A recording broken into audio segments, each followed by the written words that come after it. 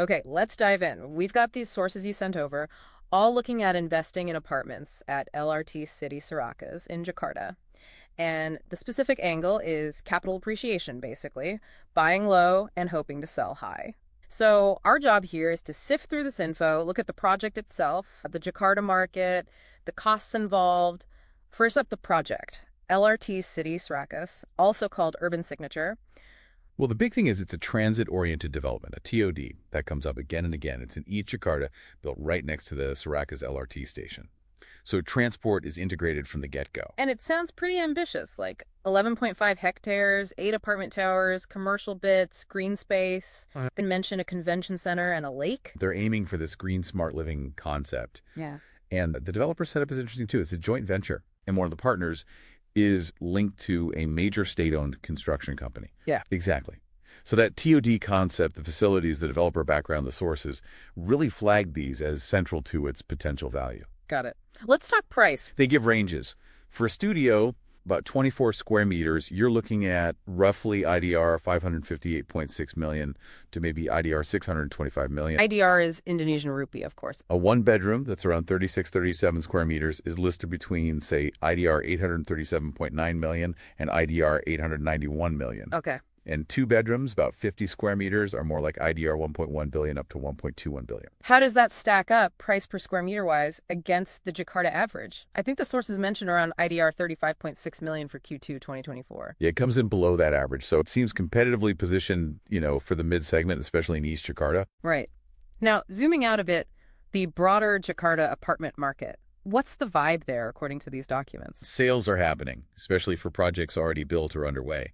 Price increases are pretty gradual, though, like 0.07% quarter-on-quarter, 0.5% year-on-year as of Q2 2024. Not exactly setting the world on fire for a quick flip. No, it's slow growth.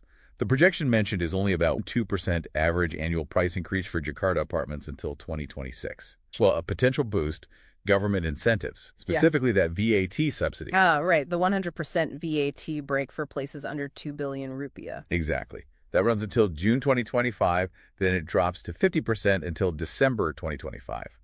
The sources seem to think this could significantly goose sales, especially for projects like this one that fit the price point. Okay, so slow underlying market growth, but maybe boosted by the VAT incentive and just general demand from urbanization, limited supply, especially for these connected mixed-use places. Precisely.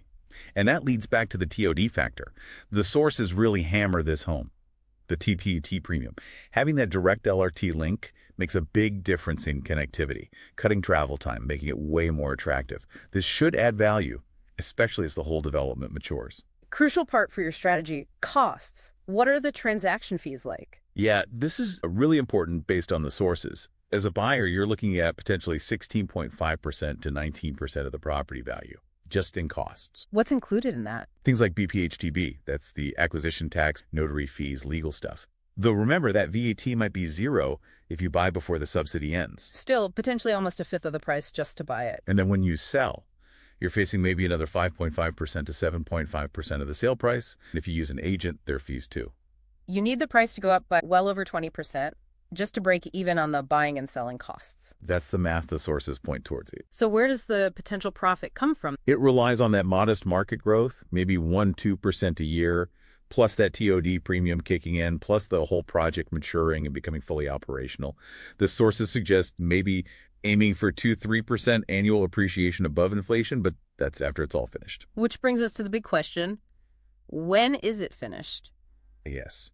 And that's the major sticking point. The more recent sources from 2024, even early 2025, they're really vague on the full completion and handover schedule. They talk about early foundation work, things like that, but there's no clear updated finish line mentioned. Okay, and that's critical, isn't it? Because if you don't know when it's finished, you don't know when that TOD premium really materializes or when you can realistically sell for that projected higher price. Exactly. That uncertainty around the completion date is probably the biggest single risk factor highlighted for a buy-to-sell approach here, alongside just general market ups and downs. So wrapping this deep dive up, the sources show LRT City Ciracas has definite appeal on paper. The TOD, the LRT link, plus those incentives help. Yes, the potential seems there, but And it's a big but for your Yep. strategy. Those transaction costs are substantial. You need significant appreciation just to cover them. Which really puts the spotlight back on that completion timeline.